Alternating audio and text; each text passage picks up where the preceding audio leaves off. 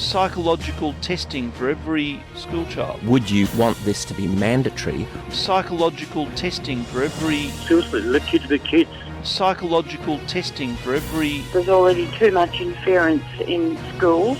Psychological testing for every... Psychological testing for every... What are we coming to? Psychological testing for every school child. Coming up in a moment, psychological testing for every school child. Yes or no? Would you be happy for your child, every child at school, to undergo a psychological test? Michael Carr-Gregg, good morning. Good morning, Neil. You would like to do it? It's not just me. The ACT Department of Education are actually doing this as we speak to all Year 7s. It's not just me. The ACT Department of Education are actually doing this as we speak to all Year 7s. So this is a screening. You've got to be very careful about this word psychological test. This is a general screening. And I've just had you do one of them. Now, the K10 is a widely recommended simple measure of psychological distress. It's used throughout the world on research. Every time you go and see a GP in this country, you have to, if you're asking for a mental health care plan, you have to fill in this form, which you have kindly just filled in for me. It's transparent, though. I could convince you I was psychotic or perfect. Yes, well... I could convince you I was psychotic or perfect. Yes, well... Not everybody's like you, Neil. But it's not hard to fiddle. Well, nothing's hard to fiddle. Well, there are a couple of very complex psychological tests. The ones that my colleague Simon Kinsella does for MasterChef, they have fake good, fake bad. So this is a general screening. If you scored very, very high, we would then go on to more intensive investigations. Would you get an honest result out of the kids, do you think? Most of the kids... kids... in Year 7? You would do Year 7? Yes, most of the kids do. Now, look, the trial is going to go for the whole year in the ACT, so we'll get some further results. The idea is this: at the moment, 1 in 4 secondary school students and 1 in 7 primary school students actually have psychological problems. The idea is this: at the moment, 1 in 4 secondary school students and 1 in 7 primary school students actually have psychological problems. The issue is we rarely get to them when we need to. And if we can get early intervention and prompt treatment and diagnosis, then we get a much better outcome. And this is in light of the school shooting in the United States. From the ABC, 1st of February 2016, school psychologist, Education Union urges ACT government to increase number of school counsellors. But AEU Secretary Glenn Fowler said although the ACT government publicly agreed to the recommendations, as the 2016 year begins, there have been no signs of implementation. The recommended ratio is 1 psychologist to every 500 students. This is to provide adequate funds and effective services to meet the social and emotional needs of ACT students, and recently appointed then Education Minister Shane Rattenbury said he was very keen to sit down with the AEU to work through the details. The expert panel made 50 recommendations in total, and an ACT government response shows all of them have either been agreed to or agreed to in principle.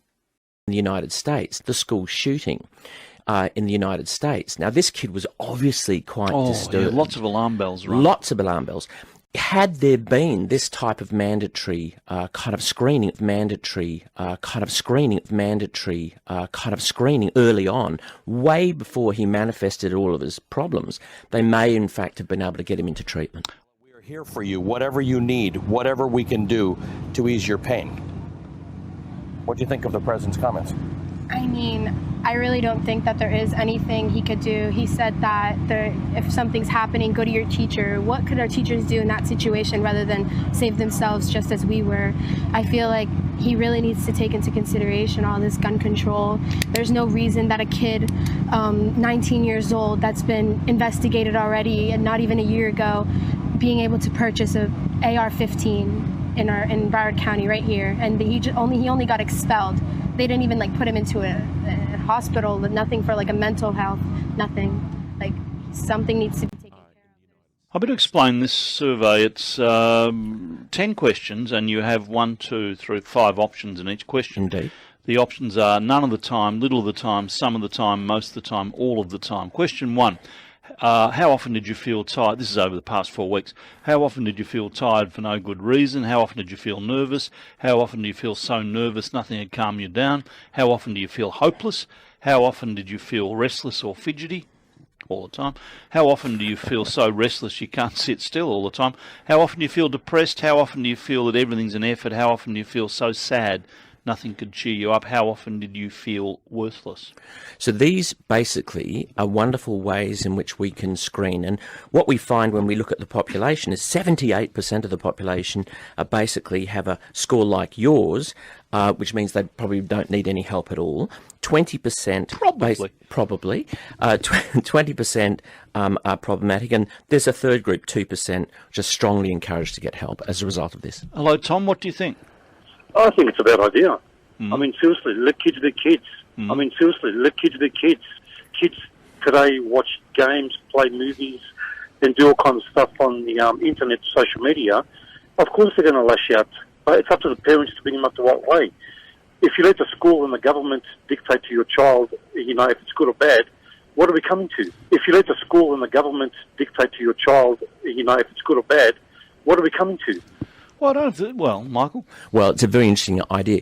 Would you, Neil, want this to be mandatory, or is there an opt-out for parents who strongly feel that they don't want their children tested? I think in the ACT there is, but in that case you already are going to wonder why, and you'll probably be a little bit more careful to look at the kids. If you let the school and the government dictate to your child, you know, if it's good or bad, what are we coming to? Would you want this to be mandatory? What are we coming to? Would you want this to be mandatory? Is there an opt-out for parents who strongly feel that they don't want their... But in that case, you already are going to wonder why, and you'll probably be a little bit more careful to look at the kids. Why stop at schools? Why not run this through every workplace? Well, I certainly think they should do it at 3AW. I think that would be a good idea. Why?